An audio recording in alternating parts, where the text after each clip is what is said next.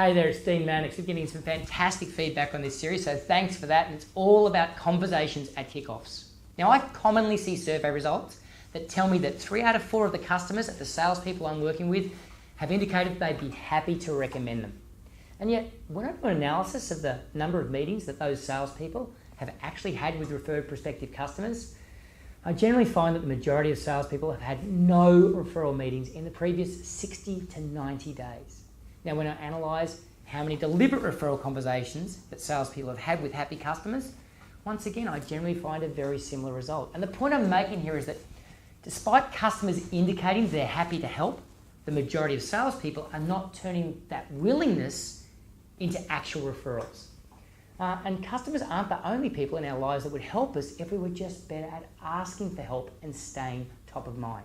So conversation 6 is all about leveraging the credibility, the networks, and the goodwill of others as part of our sales growth strategy. So who can help me is not a question, it's a question that not enough salespeople are asking. So let me share a few exercises and questions worth considering in relation to this very important part of your sales growth strategy. First question. It's something that I picked up at a Vern Harnish conference, and it had a really significant impact on my thinking and focus in this area.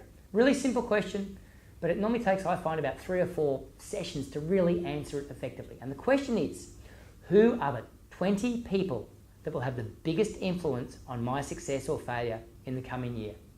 Now, as you write out your list, 2 things will probably become apparent. First is great news. There are people that can help you and will have a major impact on your success. But the second and probably more confronting realization is that when you list them out, there's a really high probability that in relation to the top 5 or 10, you're not paying them enough attention. Okay, next consideration relates to developing third-party referral relationships. In nearly every industry, there's natural partners who are dealing with the types of customers that we want to be talking to. And a single partnership can often deliver all the new business leads that you need to achieve your sales growth targets. My strong advice here is that when you consider this area, less is often more. You see, most salespeople have a lot more success if they focus more energy on less potential referral partnerships. And the starting point here is just identify 2 or 3 partners you think you could deliver value to as part of the relationship. Now, then there's referrals from existing customers and prospective customers. First question to ask in this area is, when are the best times for engaging in a referral conversation? And you see, if you fail to identify the moments, you'll miss all the opportunities that are actually there for engaging people in a conversation about the potential to refer you. Here's a big tip. The research indicates sooner is a better time to ask for a referral than later. Now, once you've figured out when, you need to determine how you'll engage customers in the referral conversation. Once again, really big tip here. If you're not asking or you're not turning asking into referrals, you need to review how you're asking, because you're either not confident in asking or you're asking the wrong way. Now, as a simple example of the impact this type of questioning can have, an advisor that I worked with in Canada was able to attribute $225,000 of additional annual revenue from just a single year of using a single strategy at the right time in the customer relationship. Now, there's a major power in asking who can help me and taking it to the next level with the more detailed questions and exercises that I've just shared here.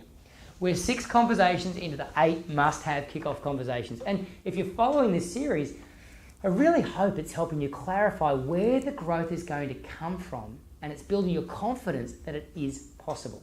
In the next session, we'll consider all of this from a motivational perspective. You see, having a plan is important, but daily execution and consistency is what truly drives sales growth and the better sales life. And remember, if you're doing a major kickoff, please speak to my team about having me along to your conference. If you're an individual salesperson or you've got a small business that doesn't do its own kickoff because you can't afford to or you're not big enough to, please come to our event on February the 12th. All details are on deanmannix.com, and there's even a competition to win over $12,000 worth of sales training next year. So here's to the better sales life and a better kickoff for you and your people. Thanks so much for watching that video, and I hope you found it valuable and educational and useful for your role in sales. So if you did, please share it. Remember, sharing's free, and every other salesperson out there needs all the help they can get. Also, make sure you subscribe to my channel because I've got lots and lots of content coming out and plenty of content inside the channel right now ready for you to digest. Enjoy, and remember, sales is meant to be fun. If it's not, you need to change the way that you're doing it.